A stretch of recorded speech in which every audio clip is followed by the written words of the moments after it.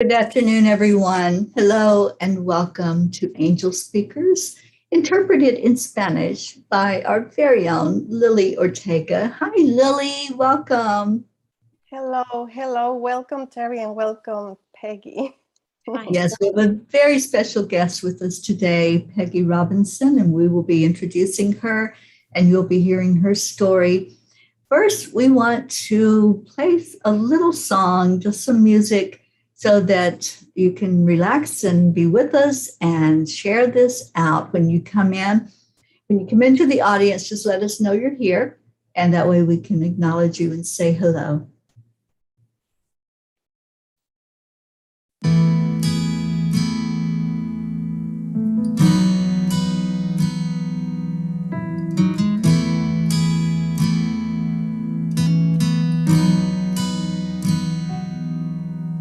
Come to the water where you will find peace.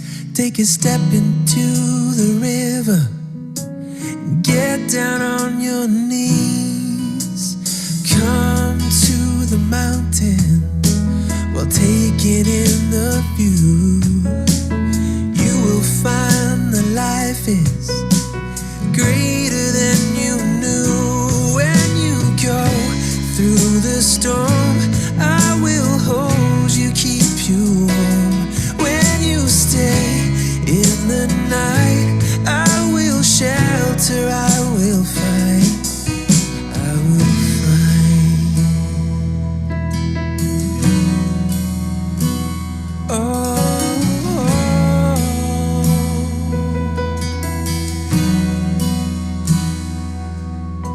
You're broken and you're shattered at the point of no return. You pick up the pieces and you let the bridges burn. So come to the water, you're sailing with the breeze. Take a step into the river where you will find peace. When you go through the storm, I will hold you, keep you warm. When you stay in the night, I will shelter, I will fight. Oh yeah, I will fight.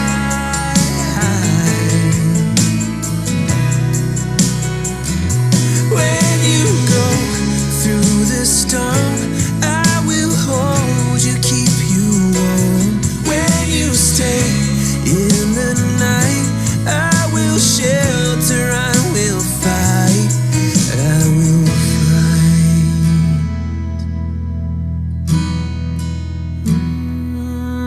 I will fight.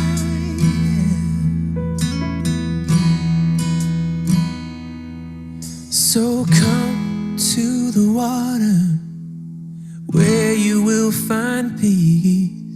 Take a step into the river and get down on your knees.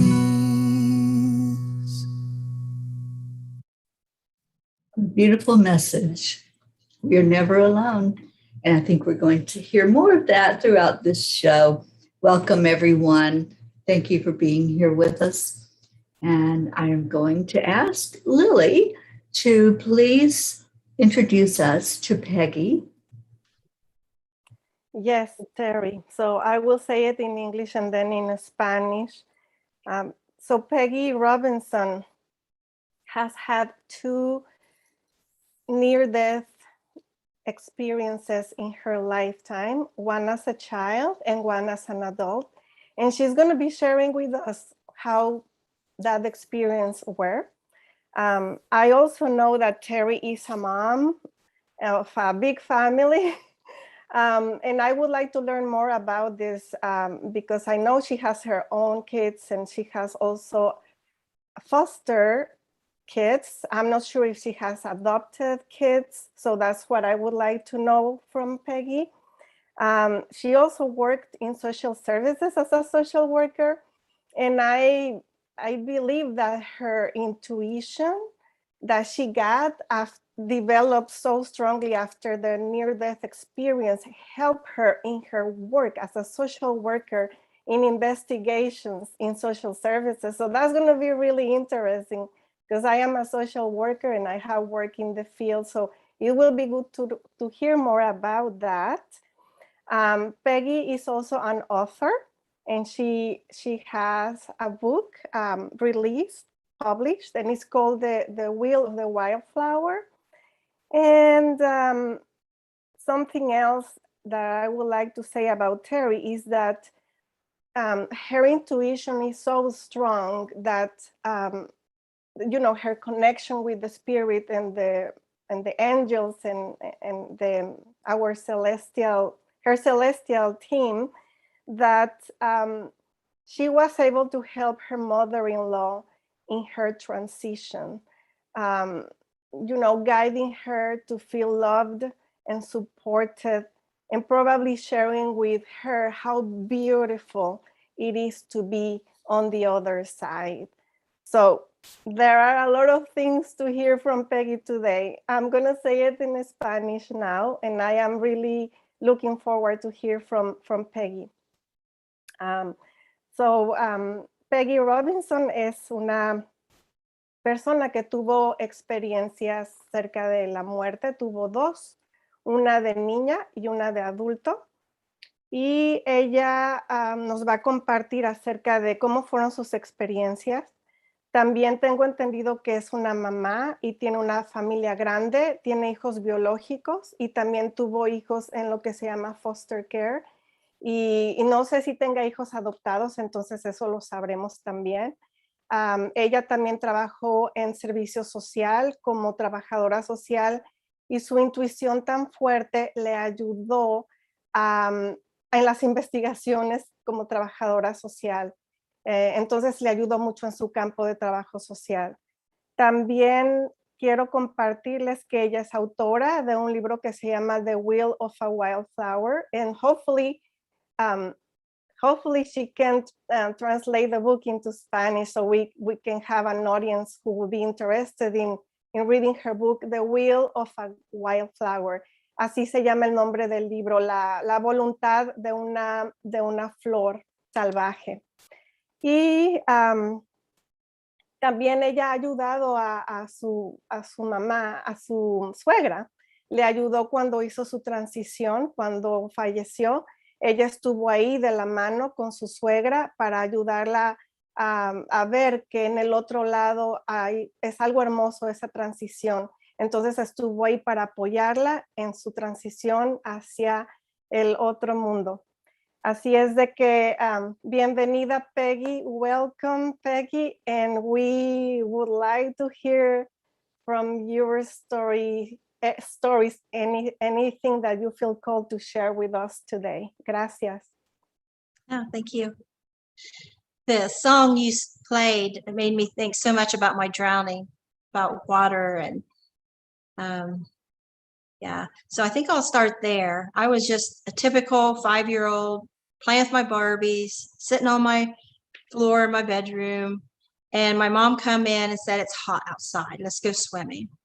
And she said, for me and my brother John, who's a couple years older than me, says, "You go on down, and me and your sister Teri says we'll be down a little bit." This was not normal. We went down to the pond right below our house as a family, 5 kids, mom and dad. So for her to say, "You and your brother go ahead," I'm like, what? Wow, cool, right? So me and my brother got in our swimsuits, run down the hill, and my siblings weren't the type to watch out for baby sister. That was just not our experience. My oldest sister was mentally disabled, so at a young age, I was more like her caretaker than, the other way around. And I had 2 older brothers and I had 2 older sisters, but just one of each was home that day. And so I was the tag along, just forget she exists. And so he ran down to the pond and he got the furthest end of the pond and started doing his laps, up and back. He's not worried about me. And so I'm watching for my mom and sister to come. They haven't come yet. And so I feeling around with my feet for drop-offs, because that's what we always did when I was with my parents. I had to be very careful. They'd say, be careful, you know, you get a drop off, you'll be over your head. And I thought, nobody's here. I better be very, very careful. And so I was being careful. But then I saw a board floating. And us kids were so poor that we would hang out at the dump and bring home garbage and think it was toys. And mom said, get that stuff out of here. So I see a board. I see a brand new raft. And so I get my belly on this board thinking, wow, I got this new toy. I got this raft. And what am I going to do? I'm going to do what my older brother's doing. He's going from the edge of the pond to the center and back. So I'm here at the middle edge of the pond, and I'm going to go out to the center and back like he is. That's what I thought. I got out to the very center of this pond, and I yelled at my brother, hey, look at me. You know, I'm big like he is. He comes swimming out real fast. And just the moment before he got to me, I thought, oh no, he always takes my toys. And that's what he did. He took my board and took off doing laps. I can't swim. I can't float. I can't tread water. And I realized then what a bad mistake I made. And my mom's sister, no sight of them coming. And I'm down. And I'm struggling to get my head back up, and my eyes is like right at the water, and I'm trying, and it wasn't long at all, I'm under. And the water is so muddy, and I'm thrashing around that I lose direction of what's up and down middle. And I stop, and I'm thinking, I think I'm trying to get back up. What if I'm digging down? And I just like stopped, and I'm like in this terror, and I'm choking, and I'm screaming underwater, and it does no good. And I think of my mom and my sister, because they're always, you know, I looked at as my protectors. And I think of them, and then suddenly I am at the ceiling of the kitchen watching them get stuff ready to bring down to the pond. And I don't hear anything earthly. I just feel their emotions.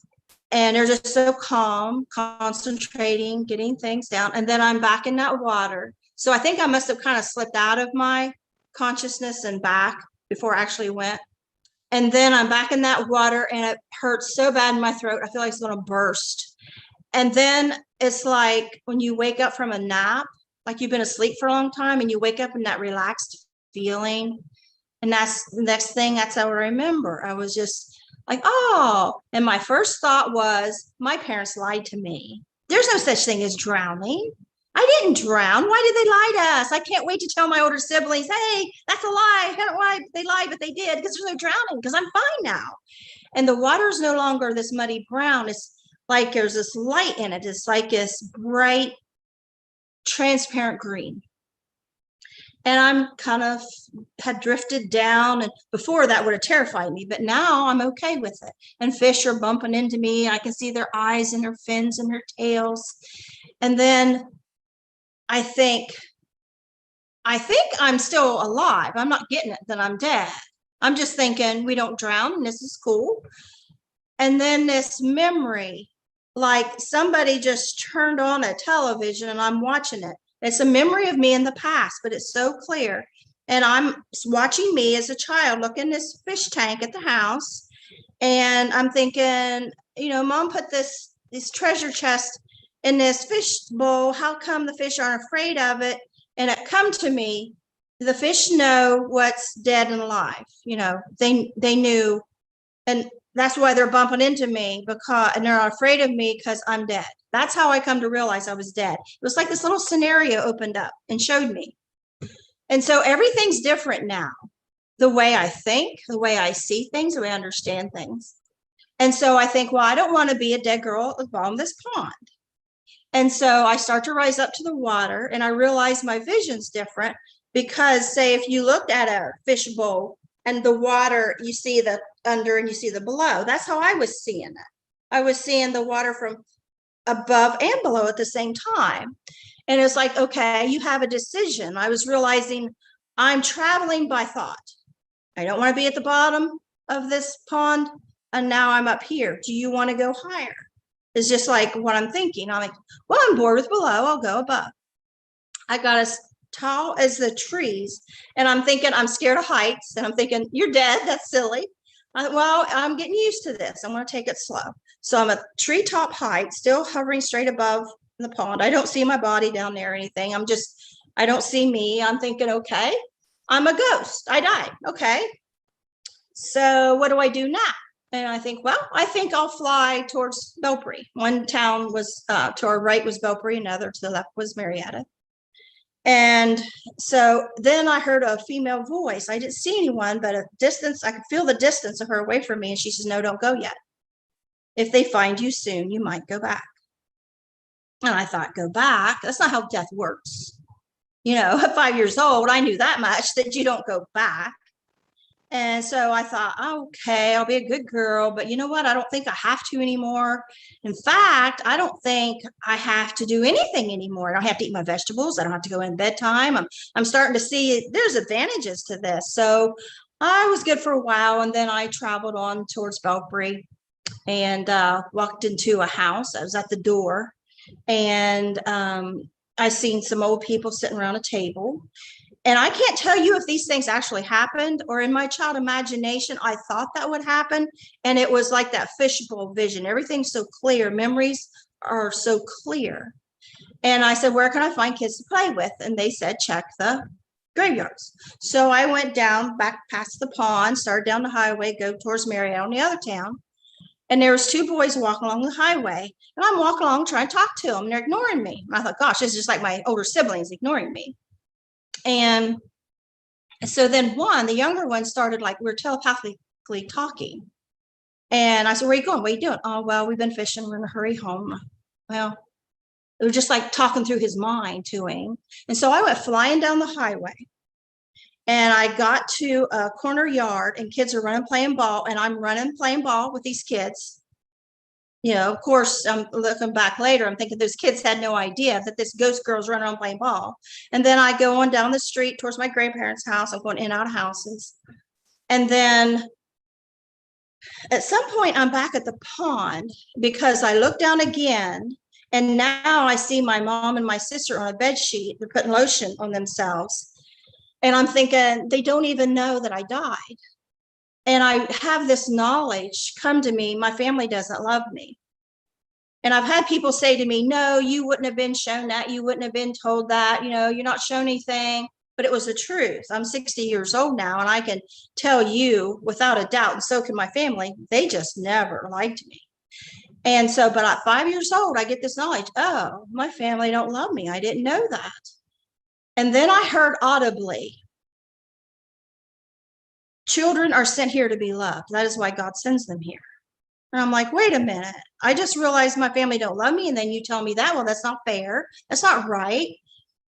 And I saw my brother on my board and I felt this rage. Like, you know, he caused me to die. And then that swept away. I looked at my sister talking to my mom. I didn't hear them. I just felt their emotions. So close, female, intimate. And I was envious, because I would never have that. I would never be old enough to have that kind of relationship with my mom. And that made me sad. And then that washed away. And the next thing I know, I am coughing up water. My brother's carrying my dead body over his shoulder back to the house. And I didn't know what happened between there and, you know, being rescued. And I don't have no memory, no rescue, just waking up coughing over his shoulder. He says, Mom, can I put her down now? And my mom and sister was walking up ahead. My mom turns and went, sigh of relief, shook her head, yeah. And then her and my sister walked up to the house. And my brother set me down on the road, right, the train tracks, and he ran up to the house. And I'm standing there at 5 years old, like a drowned rat. I'm sick as a dog with all this knowledge that a 5-year-old should not have about what it's like to be in the afterlife. And I decide, and I have this knowledge, my family don't love me. And I felt I had a choice, and I felt like it was my life. And I could go up to that hill to that family that I know doesn't love me, and drowning hurts, but I was about to go exploring more. I choose that. And I didn't know the word suicide, but I took a step towards the pond instead of towards home to go back to the pond to do that. And I knew my family would be, it'd be a mystery. What happened to her? She was rescued. Why did she drown again? But I didn't care. I felt I had this right somehow, like I was sent to the wrong family. And as soon as I started to take a couple steps back to the pond, the voice I heard that said, no, don't. If they find you soon, you might go back. Now appeared. It was an angel. And she was hovering off the ground in the shape as white light in shape of this young, thin woman in a flowing gown. No details or color or anything. And I said, why not? You know, they don't love me. And she says, well, you'll have a lot of love someday when you have your own family. So I went on back to the house, and I was a very different kid for a while, these strange spiritual experiences and things. But I just eventually pushed it all away. And then when I was 25, I had 2 little boys at home, biological, and then a third little boy that was my oldest sister that was mentally disabled, her biological child we had adopted, or in process of adopting. So I had 3 little boys at home, and I was pregnant for twins.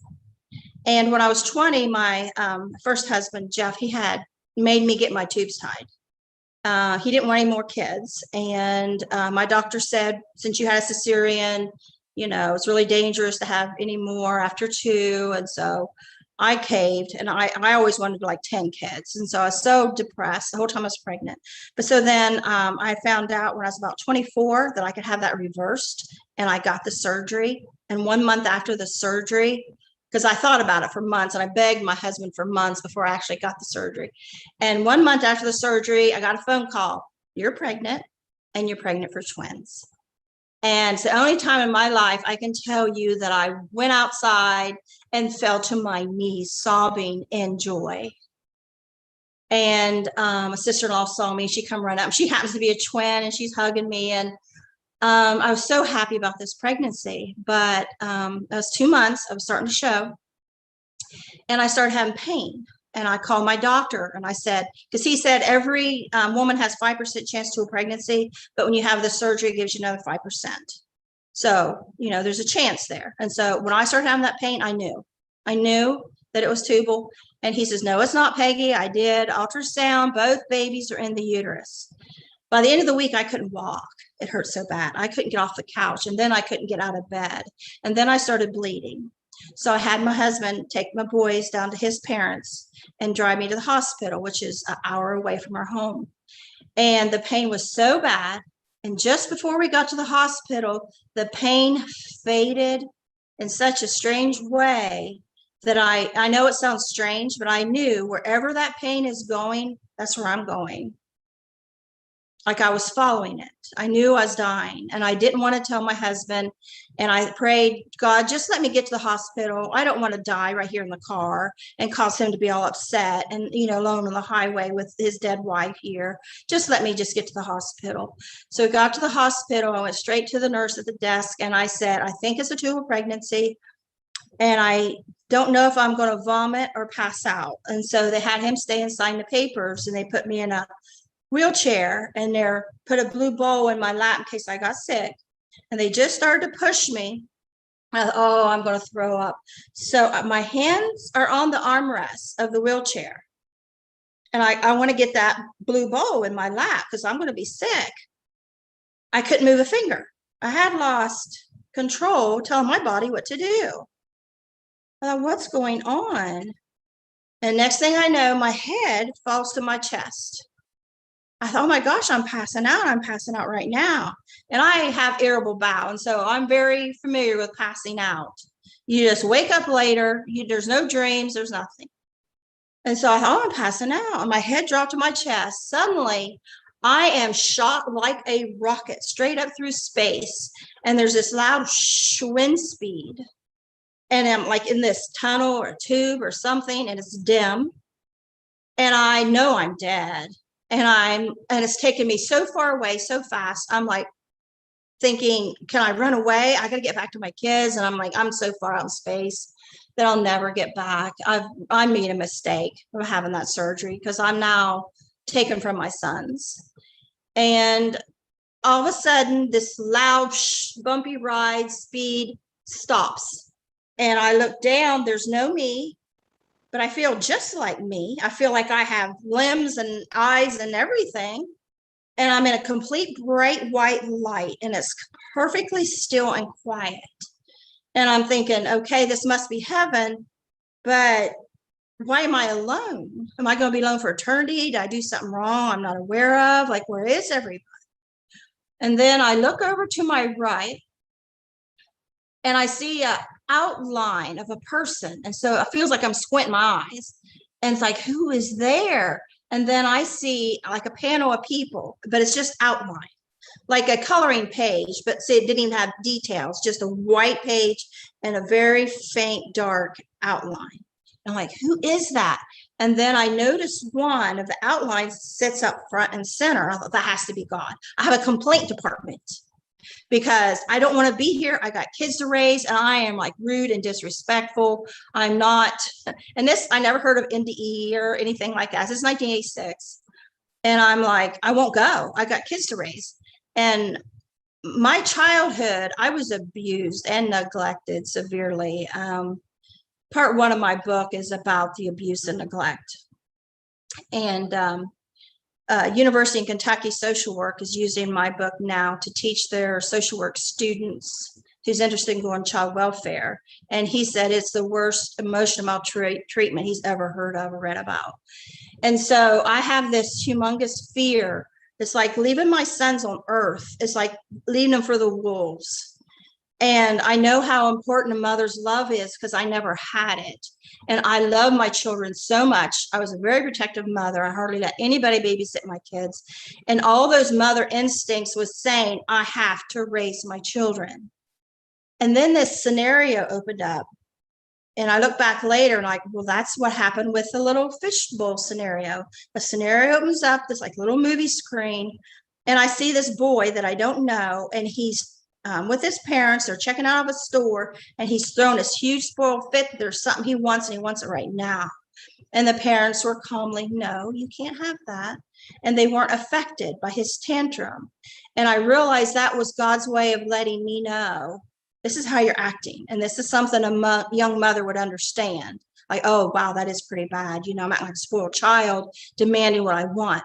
And I'm the only NDEer that I know of, now that I've heard these stories and things, that everybody else wants to come back. I mean, everybody else wants to stay. I'm the only one that wanted to come back and demanded to come back. And also the only one that was told it was my time. Everybody else says, you know, well, it's not your time, you know, to go back. It was my time. This was it. The answer was no. And I pled my case. And then I seen a vision in the future of my little boys in the not too distant future because they're the same age. And my middle son, which is my youngest biological, Jeremy's very sensitive. And he was telling his oldest brother, Matthew, he says, I don't care that you say mom has died. I want her back and I want her back right now. And I felt his pain because Jesus had took me into the future to see this. And I retracted and I felt his pain. And now I'm sobbing. I'm in a physical body instead of that invisible me. I'm in this physical body because I see my hands in front of my face as I'm sobbing. And I see that Jesus is sitting beside God now. And, you know, the Bible says that he sits on the right, what would have been his left, because it's on my right. And I just see like his sandals in the bottom of his white gown. And that's all I see. And so, you know, some people say that, well, he had this hair and had this, that. The only thing I saw other than that and this white light and then other than the scenarios in my physical self was as we started to go into the future to see if my boys would be okay. I saw me, a physical me, and Jesus physical from behind. And he had the brown shoulder hair. And we dipped down over top our trailer. And that's when I see my boys upset. So now that I'm back, I take responsibility. I have this knowing. It's not God's fault that I died. It's mine. I'm the one that got my tubes tied. I'm the one that got them reversed. It's my fault my twins died. It's my fault my sons are going to be motherless. And I accept it. And okay, I'll stay. It's my fault. I accept it. And then I thought, well, you know, when my boys are old men, they die, I'll see them again. And then I thought, I got that mother's worry again. What if they're so crushed by me dying at such a young age for them that they hate God? What if they're angry men their whole lives and they hate God? And what if they never come back to? And so I'm back bawling again. You know, as mothers, we find everything to worry about. And I'm bawling again. And then I'm thinking, because if they're not Christian, I'm in my Christian beliefs, They're not going to be here. I'll never see them again. And so I thought, well, who will teach them? And so I look up at Jesus, and I see my hands in front of my face, and I say, who else will teach them about you? And then I'm back in that wheelchair. And I'm thinking, what was that? I was just in heaven accepting it. Now I'm back. And I also thought, I don't feel sick or pain or anything now. How am I going to get my doctor to realize I'm about dead here because I just died? My doctor come in, he examined me. He says, Peggy, why do you say it's tubal? I told you it's not. You're fine. I said, I'm not going home. Something's wrong.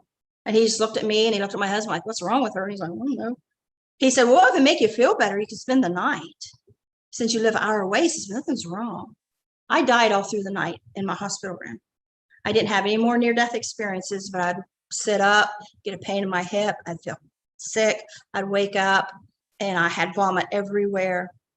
I was passing out. And each time I think, God, I know you can't do this. Keep doing this. You know, I'm telling God what he can't do. You know, I realize now you can't keep doing this. You can't keep bringing me back. And so I prayed, just keep me alive till morning. Maybe my doctor will do an ultrasound and find out what's going on. And that's exactly what happened. He come in the next morning, had ordered ultrasound, and the technician's eyes got so big, she jumped up.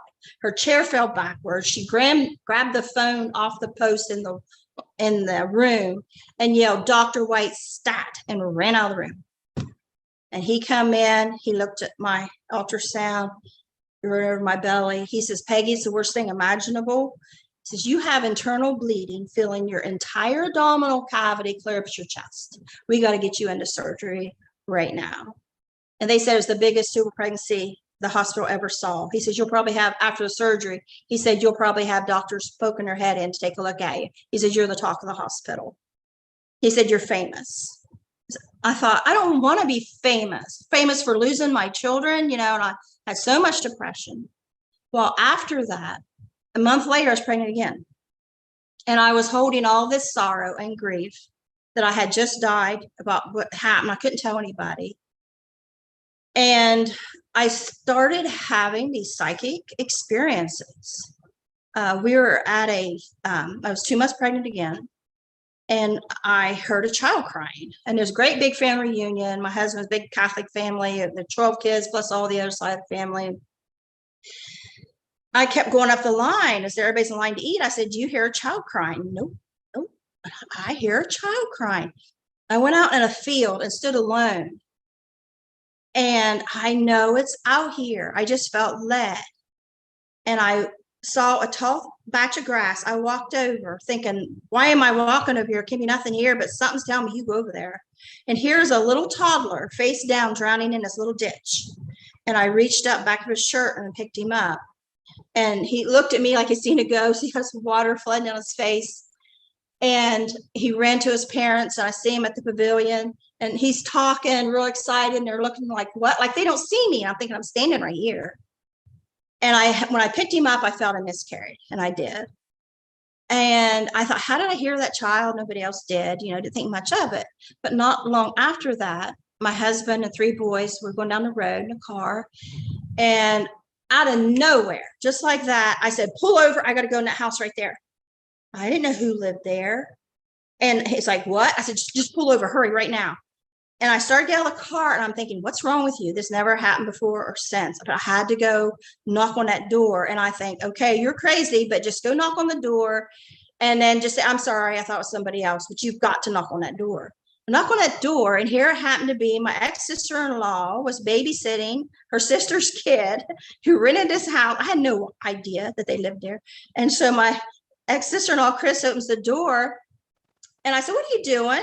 And she says, babysitting my nephew. I said, take me to him right now. And she took me to the bedroom. He's in there choking on Easter basket grass. And I rush him up and pick him up, take him to the bathroom. I'm running water. I don't know why I was doing that. I was just getting my fingers wet and pulling this grass out. And she'll say to this day, you know, this is still 1986. She says, if you hadn't been there, she says, he would have died. I wouldn't have known what to do. And she didn't even know anything was wrong.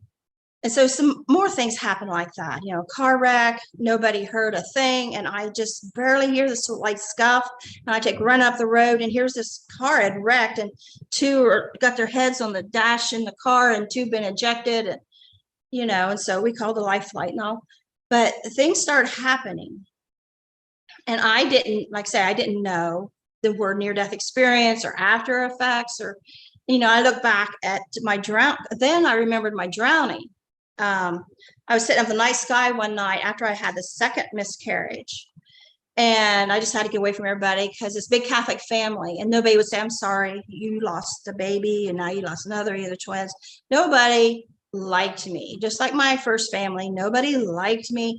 And I just went up, sat in the night sky and looked up at the stars. And I was praying to God, like, I give up, you know. If they're not going to care about those babies, there's no way they're going to care about me. And this big screen opens up and I see the drowning from front to back. And it like took me over and I sat up. I was like, did I drown when I was little?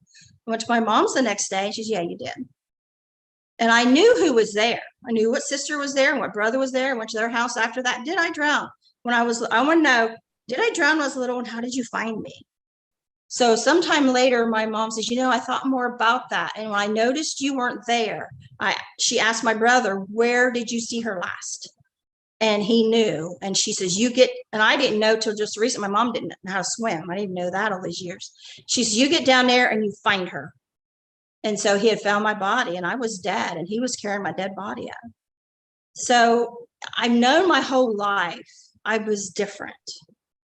And when your family don't like you and your husband's family don't like you, you just take it all in as it's your fault. There's something wrong with you and you just repress.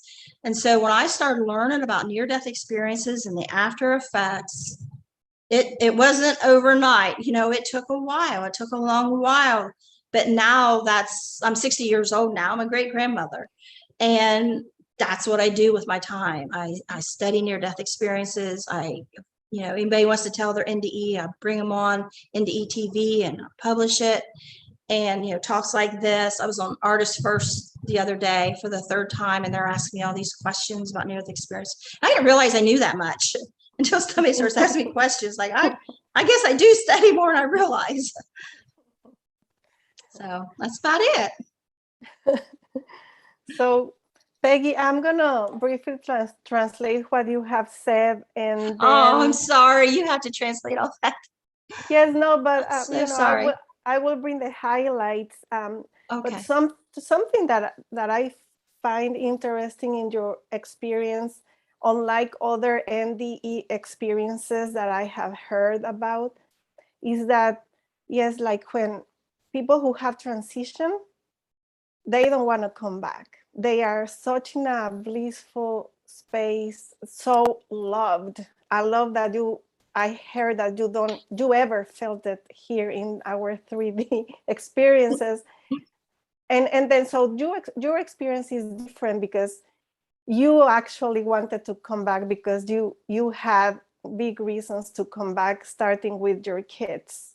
So that's something that seems very unique to your story, because you actually asked, it was your time to be there, but you decided to come back because of your kids and for many other reasons. Of course, also because you need to spread all these, you need to let people know about this. You have like a big task to do in our planet, basically. So let me just say it in Spanish, and then I'm gonna ask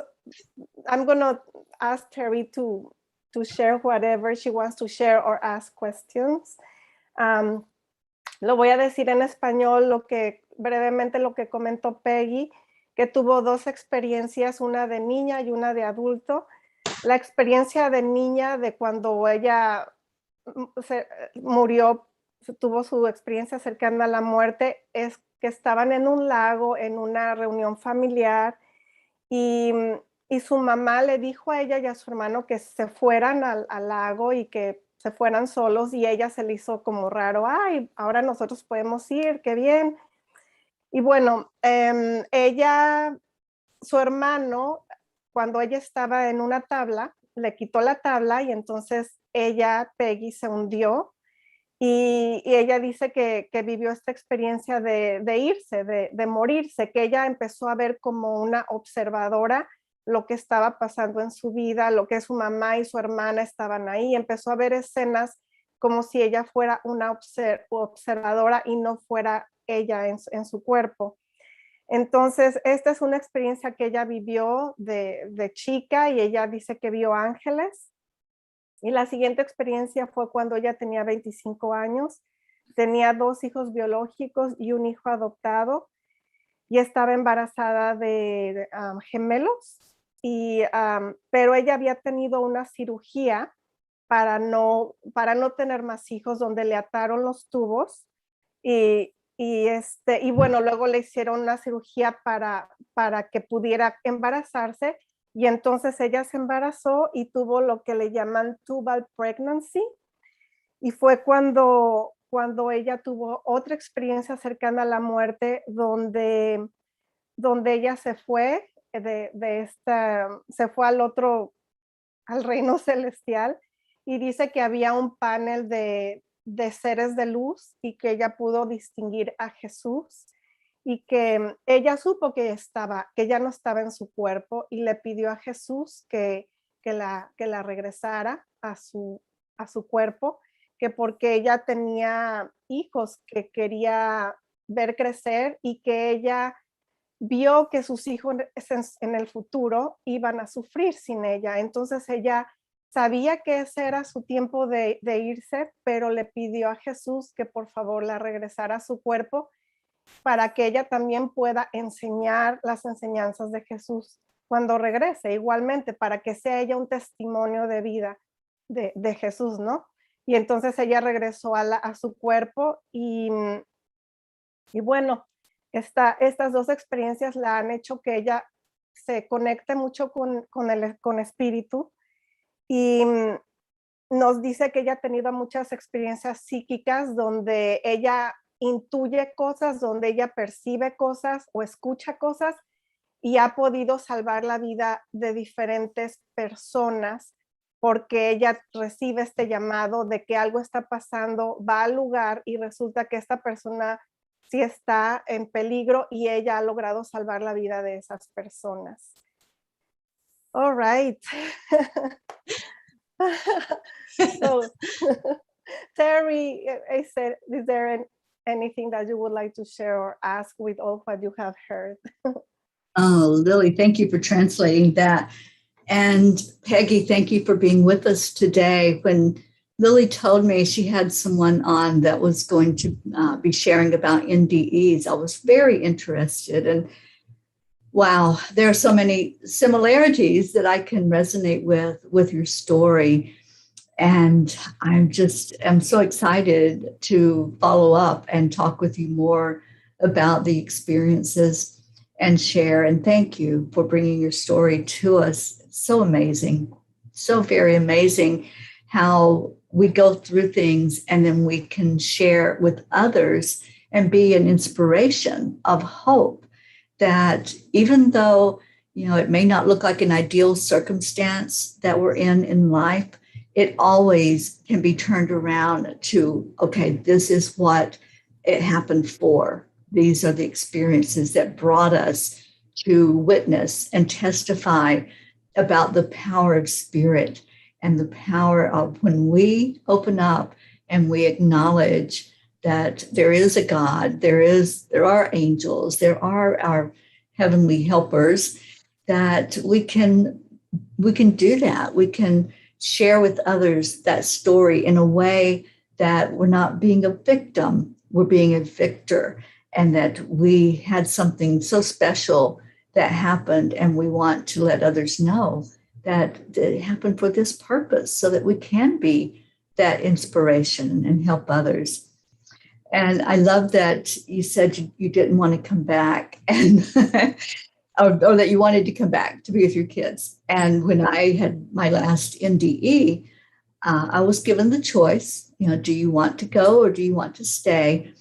And it would have been so easy to go. I mean, right, you saw what it was like. It was just peaceful. There were no restrictions. There was nothing to really challenge you to, to struggle. And when I was making that decision, would I go or would I stay? I realized I had so much more work to do. And my decision was to be rescued, to be helped up off the ground where I was lying, and to finish up what I had come here to do.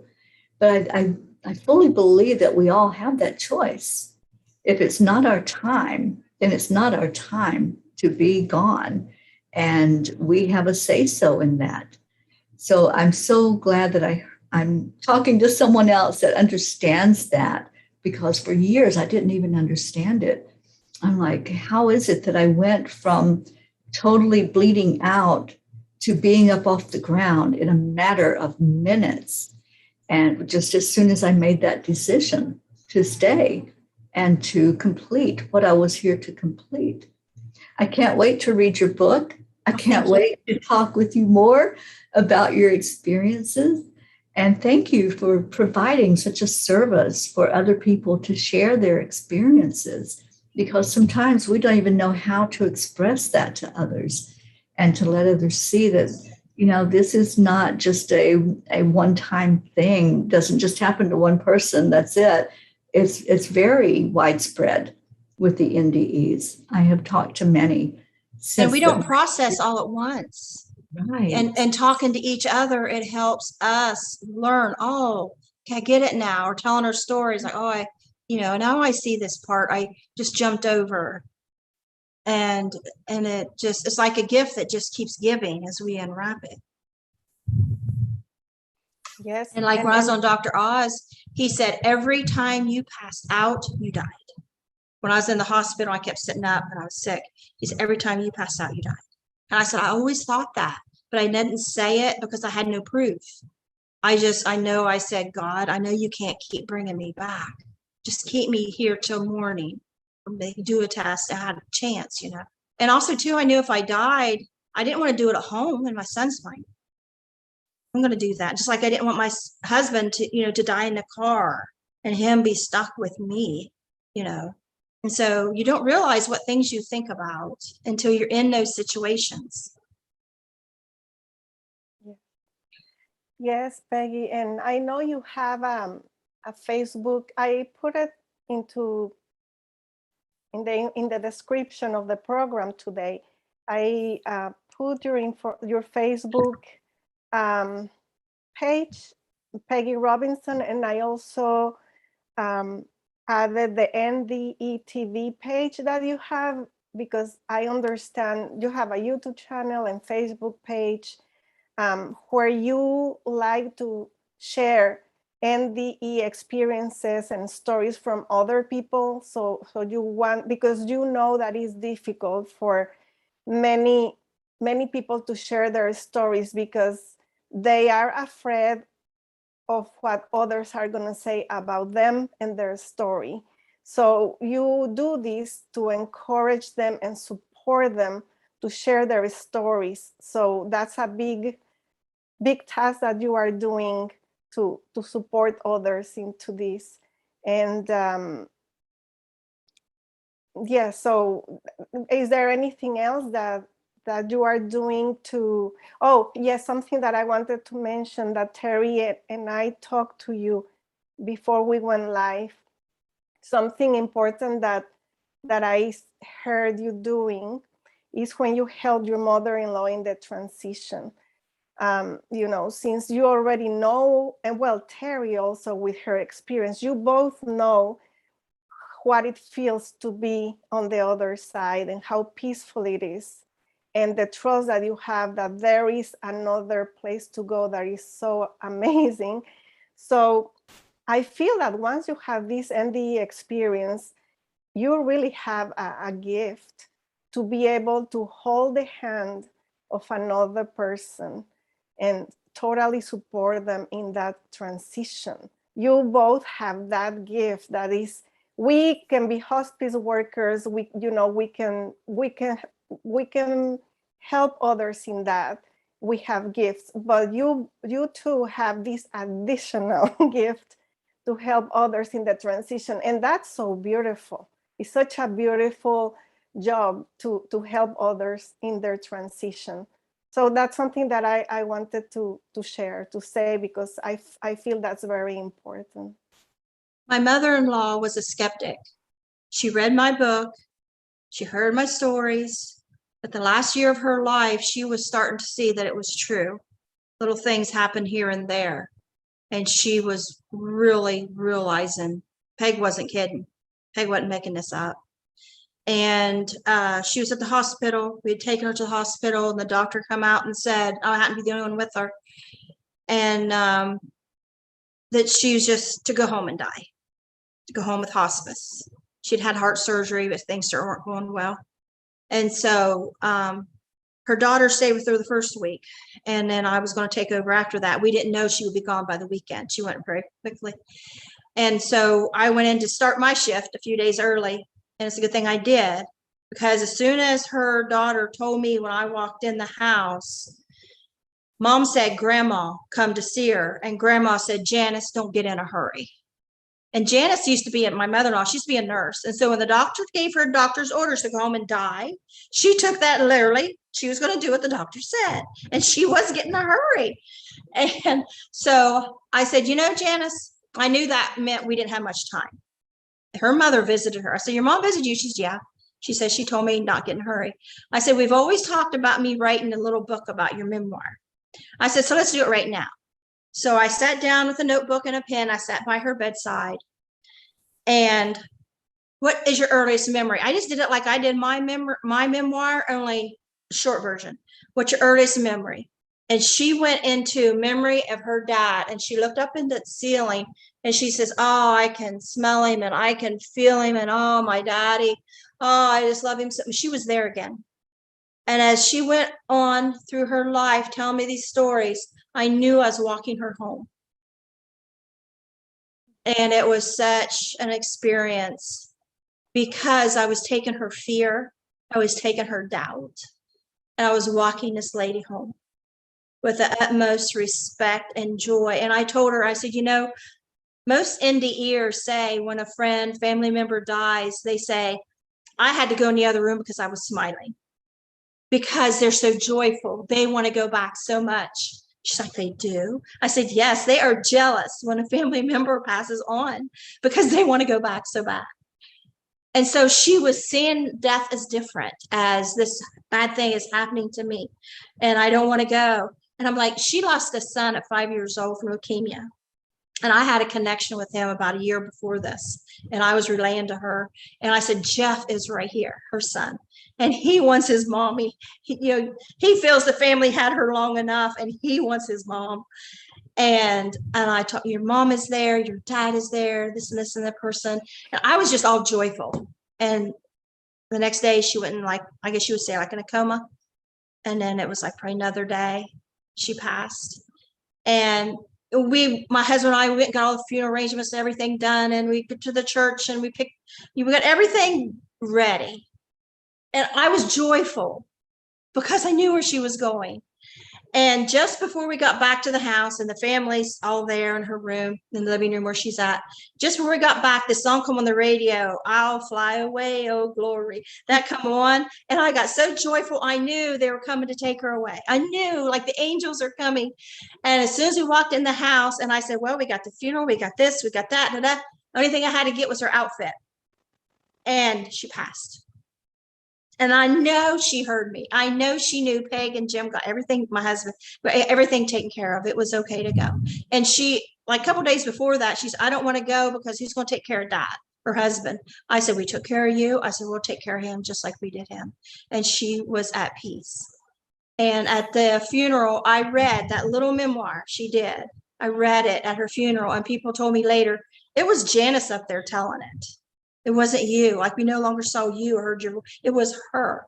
And there's so much joy that can be shared. I mean, sudden deaths, I mean, children, I know it's hard, but there are times and situations I think it can be enjoyed. Absolutely. Thank you. Thank you for being there for her. I am a partner with Dr. Ruth Anderson, and we have just recently created an organization called Come Celebrate Me Home. So when you said that, I was like, that's exactly what we are going to be doing for people. We have already done it, but now we've formalized it. And we'll be offering that service to be there for that person that's ready to transition, to hold their hand, to just help them and the family members to go through that moment of the transition. So thank you. And I know we talked beforehand, and I'm going to give you information because we'd love to have you as part of that organization. Yes, I would love to help with that. Beautiful. So Teri, I'm Lily. gonna, sorry, Yes. I want to translate in Spanish briefly the last portion of this. So,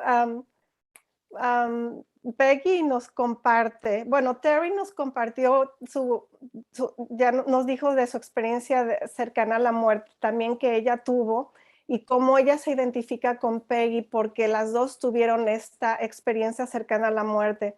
Entonces nos comenta también Peggy que ella estuvo de la mano de su suegra cuando ella hizo su transición y que fue un momento muy hermoso, de mucha alegría, joyful, it was a joyful moment. Fueron momentos de alegría que ella pudo compartir con su suegra y de verla cómo su suegra se empezó a conectar con personas en espíritu.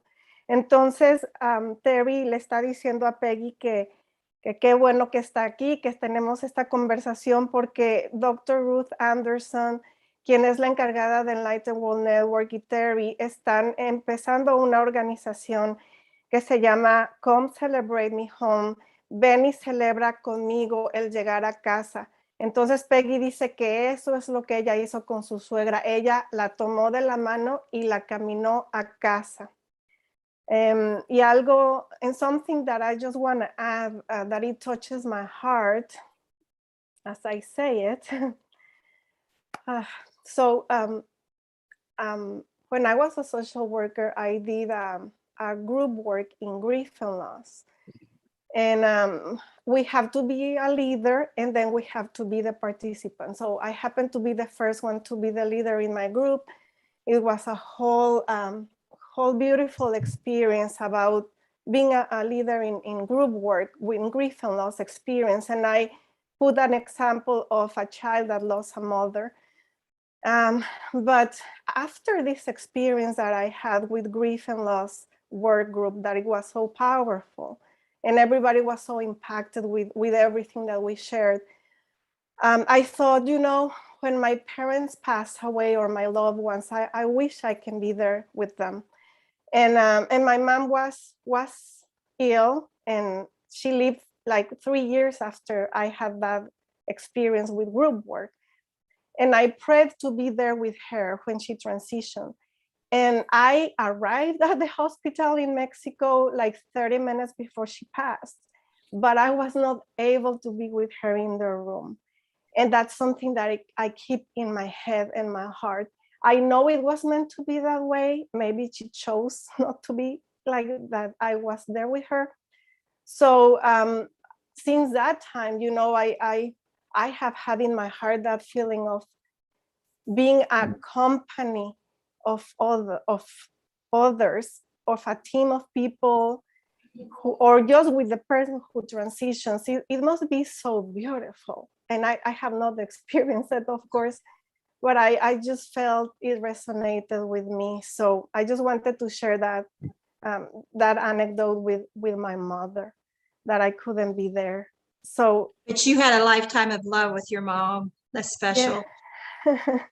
Yes, but I was there as soon as she passed. I was able to be there 3 minutes later. She was not breathing anymore, but I held her hand. I'm sure she was still in the room. Yeah, and I was able to just do my.